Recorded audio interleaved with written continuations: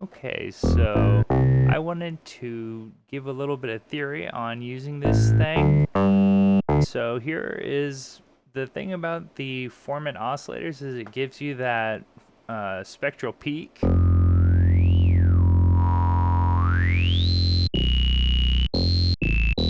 But that can be really distracting having that peak there. So applying a little bit of phase modulation to the M parameter is a great way of taking that obnoxious spectral peak and giving it kind of gives it some higher frequencies and lower frequencies and kind of diffuses out the energy, makes it a lot less distracting. You can apply modulation to that M parameter from any of the operators. Some are going to be more sensitive than others.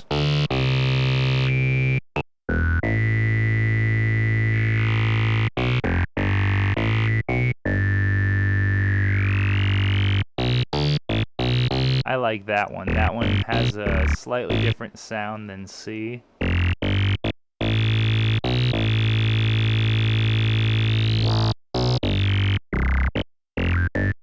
But that right there is really distracting. So I just apply a little bit of modulation on there. It gets rid of that annoying ringing.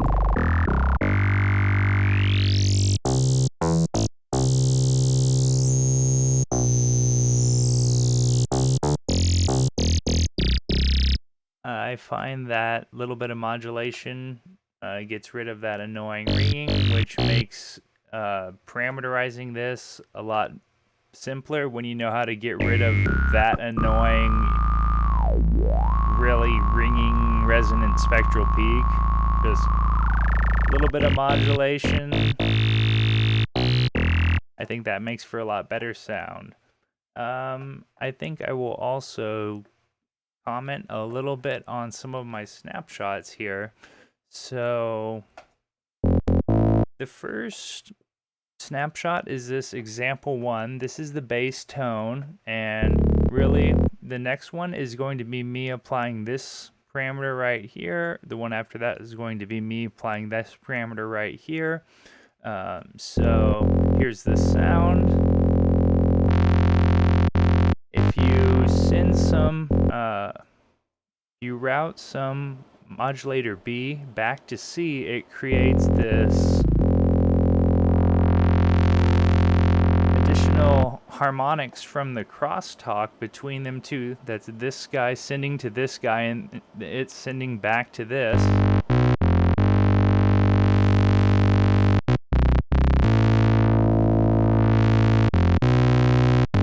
So you don't need to have the feedback going back to operator C. Here is me having operator B modulating itself.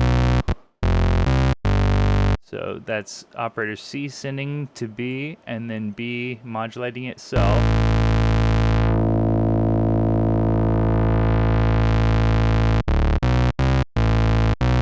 So another interesting way of getting a brighter tone is this is having operator C modulate B, which modulates A, and then A is then routing back to C. You can see it's very sensitive to this. Just the tiniest amount brightens the tone right up.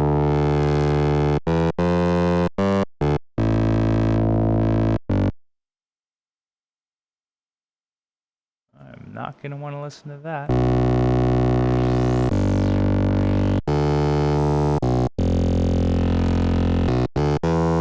Anyways, yeah, that's still based off this one tone that is this sound. Yep, there's the bass, so that is B to C, B to B, and then C to B to A to C. So yeah, you can, those are the first 4 in this feedback snapshot bank right here. So for all these, I give the unfiltered and the filtered version of multiple different sounds. a common thing that I've been using for deciding, if you look at these waveforms, you'll notice there's a little bit of visible parasitic oscillation in the waveform, or this little noisy bit right there.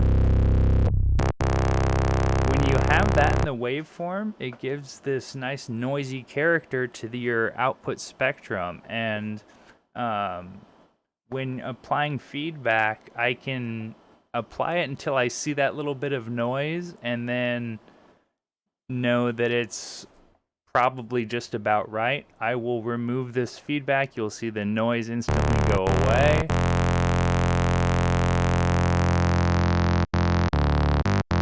The sound is a lot less interesting without the parasitic oscillation creating all this noise.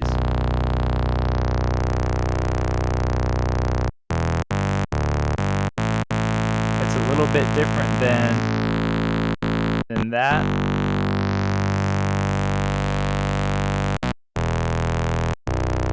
That little bit of noise that you can see in the waveform, that adds this like white noise to your output spectrum, just makes it a little bit more colorful, and that you can really see it in all of these unfiltered snapshots. You can see the little tiny bit of noise in the wave, and if you were wanting to make some of these settings yourself, you can this is applying C modulation to B, as you can see right here, as well as some C on itself.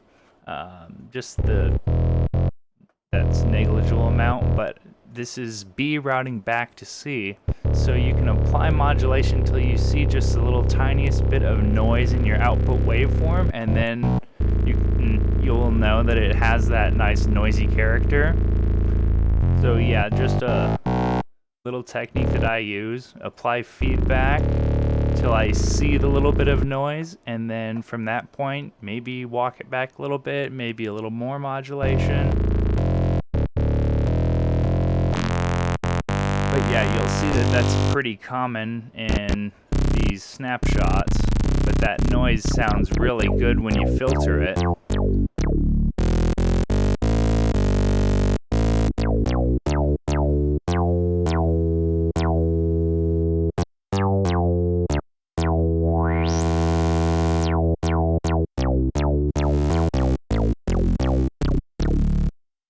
Anyways, what was I talking about before? Oh yes, applying the little bit of modulation to hide that spectral peak, which is really distracting and annoying.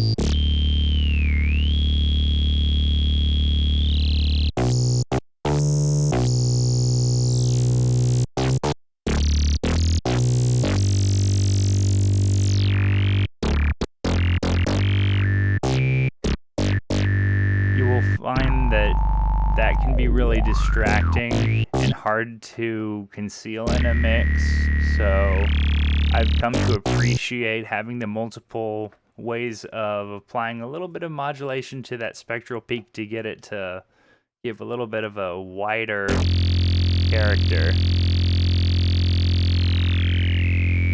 But you can definitely see the addition of modulation spreads that little peak out, up and down the spectrum.